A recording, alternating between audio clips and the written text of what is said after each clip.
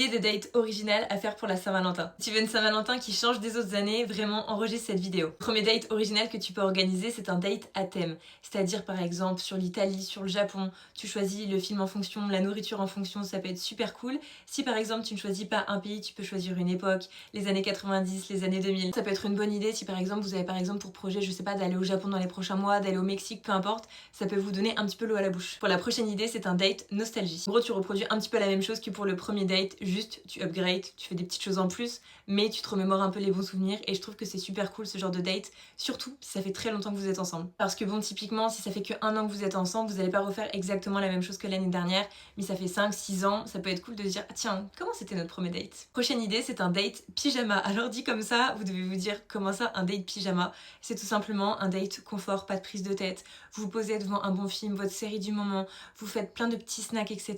C'est juste une soirée chill à la maison et j'adore ce genre de programme. Ensuite, il y a le date cliché. Ce que j'entends par là, c'est restaurant, cinéma.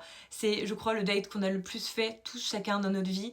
En plus de ça, en ce moment, il y a plein de bons films au cinéma. Il y a La femme de ménage. Je pense que tous les Français de ce monde ont vu ce film. J'étais moi-même la première dès le premier week-end, j'ai été le voir. Mais en ce moment, il n'y a pas que La femme de ménage qui est bien, il y a aussi le film L'âme idéale. C'est une histoire d'amour mais vraiment pas commune. Je vous conseille d'aller voir le synopsis sur internet. Et enfin, ma dernière idée, c'est un date sur une péniche. Alors je sais que ce n'est pas possible pour tout le monde, faut avoir un fleuve à côté où vous allez pouvoir passer une soirée sur l'eau, dans un petit bateau qui va bouger, enfin je dis petit bateau mais on s'est compris, sur une péniche. Vous allez vraiment avoir une ambiance qui est très romantique, l'eau déjà, les lumières, l'ambiance, le cadre, tout. C'est quelque chose qu'on fait pas tous les 4 matins donc c'est une bonne idée. Et voilà, c'était mes idées de date pour cette Saint-Valentin. Vous en avez d'autres, n'hésitez pas à les mettre en commentaire, je pense que ça servira à plus d'une personne. Gros bisous!